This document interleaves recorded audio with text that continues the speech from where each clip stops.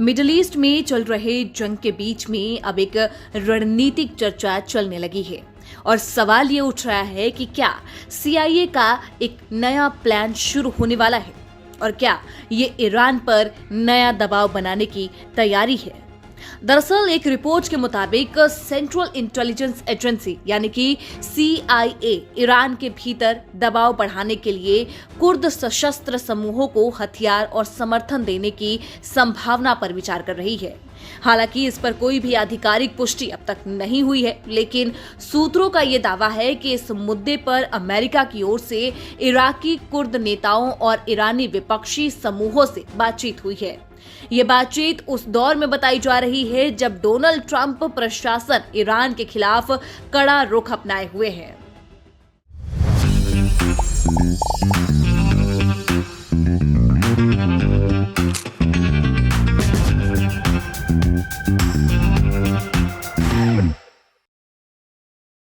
जानकारों का ये कहना है कि अगर ये योजना आगे बढ़ती है तो ईरान के पश्चिमी सीमावर्ती इलाकों में सक्रिय कुर्द समूहों को मजबूत किया जा सकता है और इसका मकसद ईरानी सुरक्षा बलों को कई मोर्चों पर उलझाना भी हो सकता है ताकि बड़े शहरों में उनकी पकड़ कमजोर पड़े और सरकार पर राजनीतिक दबाव बढ़े।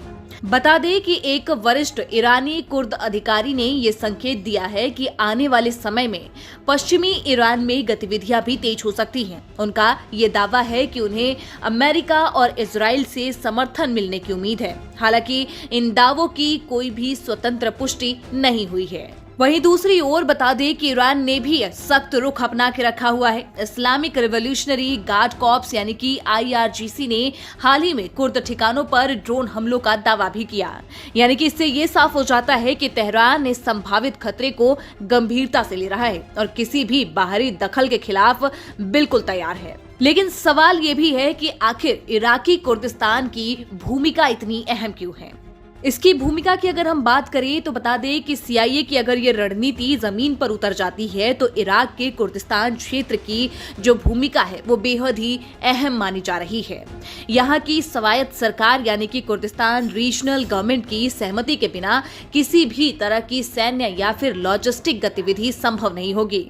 रिपोर्ट्स में ये भी कहा गया है कि एक विकल्प के तौर पर उत्तरी ईरान में सीमित इलाके पर नियंत्रण कर बफर जोन बनाने पर भी चर्चा हो सकती है, लेकिन ये कदम बेहद ही संवेदनशील होगा और इससे पूरे क्षेत्र में तनाव और भी ज्यादा बढ़ सकता है।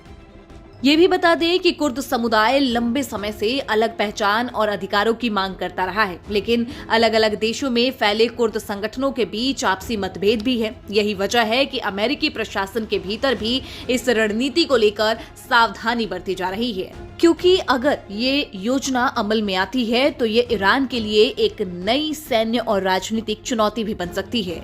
इससे पहले भी पश्चिम एशिया में प्रॉक्सी रणनीतियों ने हालात को जटिल बनाया हुआ है।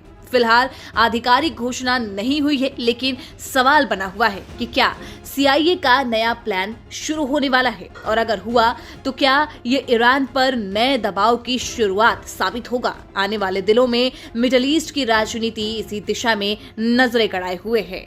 आपकी जो भी राय हो कमेंट बॉक्स में जरूर बताइएगा।